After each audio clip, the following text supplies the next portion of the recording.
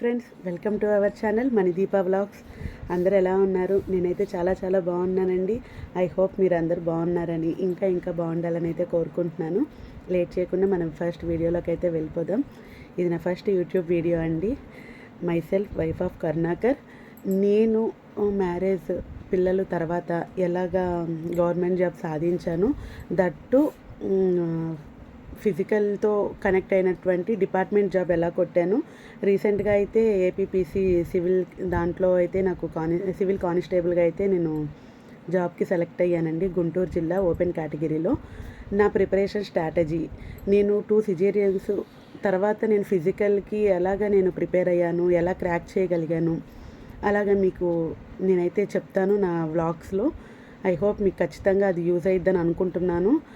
Preparation strategy గురించి కూడా చెప్తానండి. అంటే నేను ఇలానైతే నేను కాదు, నేను ఎలాగ ప్రిపేర్ అయ్యాను, నేను ఫస్ట్ అటెంప్ట్లోనే ఎలా అయితే జాబ్ కొట్టగలిగాను దాని గురించి అయితే మీకు క్లియర్గా ఎక్స్ప్లెయిన్ చేస్తాను డే బై డే. ఖచ్చితంగా మన ఛానల్ అయితే సపోర్ట్ చేయండి. సెకండ్ వన్ వచ్చేసి మా వారు ఆటో డ్రైవర్ అండి. తను ఆటో వేస్తూ నన్ను పిల్లల్ని ఎలా చదివించారు, ఫైనాన్షియల్గా మేము ఎలా సెటిల్ అయ్యాము అంటే, ఐ థింక్ పిల్లల్ని చూసుకుంటూ, ఇటు ఫైనాన్షియల్గా చూసుకుంటూ, ఇటు నన్ను చదివించుకుంటూ, పిల్లల్ని చదివించుకుంటూ, ఇవన్నీ ఎలాగా మేనేజ్ చేసుకోగలిగాడు తను. ఇంకొకటి ఏంటంటే, ఈ 11 ఇయర్స్ జర్నీలో మాది ఇంటర్ క్యాస్ట్ మ్యారేజ్, ఎవరు సపోర్ట్ లేదు. బట్ మేము ఎలాగ ఫైనాన్షియల్గా సెటిల్ అయ్యామన్నది, సమ్ ప్లేసెస్ కానీ లేకపోతే గోల్డ్ కానీ మేము ఎలా కొనుక్కున్నాం, దాని మీద మేము ఎలా ఇన్వెస్ట్ చేసాము, మనీ వచ్చిన ఒక 100 వచ్చినా సరే దాన్ని మేము ఎలాగా మాకు అనుకూలంగా మేము పోర్ట్రేట్ చేసుకుంటూ వచ్చాము అన్న దాని గురించి మీకైతే క్లియర్ కట్గా నేనైతే ఎక్స్ప్లెయిన్ చేస్తాను. మీకు ఖచ్చితంగా యూజ్ అయిద్దని అయితే నేను అనుకుంటున్నాను. నాకున్న నాలెడ్జ్ని ఎంతో కొంత మీతో షేర్ చేసుకోవాలని అయితే అనుకుంటున్నాను. డైలీ వ్లాగ్స్లో నేనైతే అప్లోడ్ చేస్తూ ఉంటాను. మేము త్వరలోనే ట్రైనింగ్కి కూడా వెళ్తున్నామండి. విజయనగరం వచ్చింది, మన గుంటూరు రూరల్ అండ్ అర్బన్కి.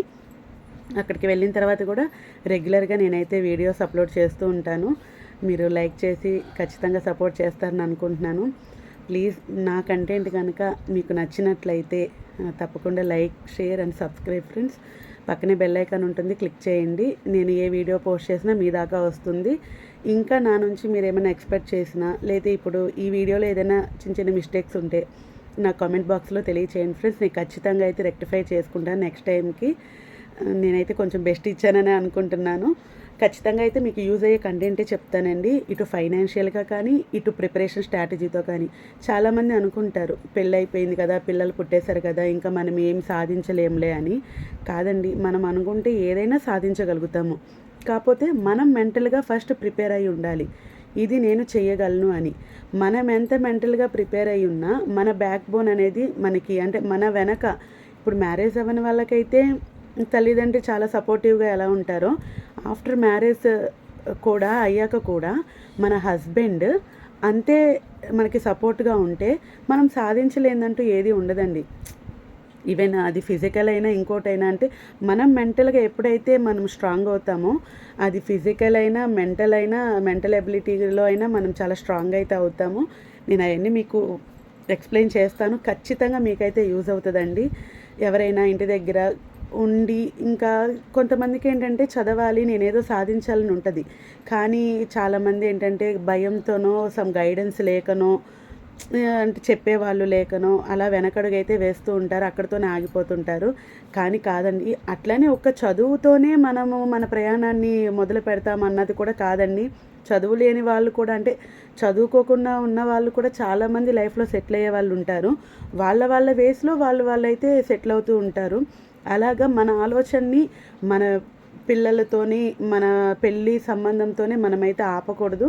ఖచ్చితంగా ఈ రోజుల్లో వైఫ్ అండ్ హస్బెండ్ ఇద్దరు చేసుకుంటేనే మనం ముందుకెళ్తాము.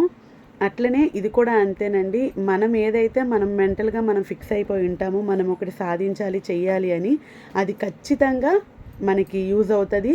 మనం ఇప్పుడు కొంచెం స్ట్రగుల్స్ ఫేస్ చేసినా కూడా రానున్న రోజుల్లో చాలా మనకి ఏంటంటే నెగిటివ్స్ అన్నీ పాజిటివ్స్ అయిపోతాయండి. ఏదైనా సరే మనమైతే మన మైండ్ ఏది చెప్తుందో దానికైతే మనం అంగీకరించాలి. అట్లని మైండ్ వెళ్ళిన ప్రతి చోటకి మనిషి అయితే వెళ్ళకూడదు.